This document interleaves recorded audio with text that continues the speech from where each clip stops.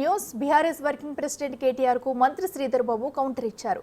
తమ ప్రభుత్వం స్పష్టమైన వైఖరితో ముందుకు వెళుతుందని, ప్రజలకు ఇచ్చిన హామీలను నెరవేరుస్తూ రాష్ట్రాన్ని ముందుకు తీసుకువెళ్తుంటే కేటీఆర్ అర్థం పర్థం లేని వ్యాఖ్యలు చేస్తున్నారన్నారు. సంక్షేమ పథకాలను వద్దంటూ కేటీఆర్ సంకల్ప దీక్షలు చేస్తారా అంటూ మండిపడ్డారు.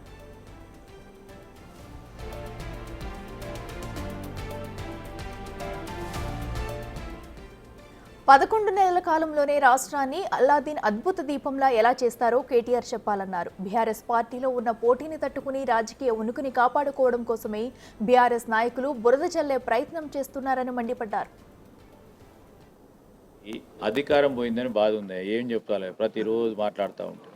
10 నెలలు అయింది, ఇంకో నెల అయితే సంవత్సరం అవుతుంది. సంవత్సరం కాలంలోనే అలావుద్దీన్ అద్భుత దీపం పెట్టి అన్ని చేయాలని ప్రజల్లో గ్లోబల్స్ ప్రచారం చేస్తూ తిరుగుతూ ఉన్నారు. ప్రజలు ఈరోజు మిమ్మల్ని తిరస్కరించారు. అది ఒప్పుకోవాలి. ఇంకా ఒప్పుకొని జీర్ణించే శక్తి కూడా రావాలి.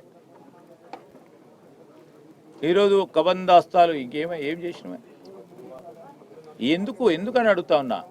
సగటున ప్రతి నెల 5,000 మందికి విద్యార్థులు చదువుకున్న విద్యార్థులకు నిరుద్యోగ యువకులకు ఇస్తే సంకల్ప దీక్ష పెడతారా అని, వద్దని సంకల్ప దీక్ష పెడతారా?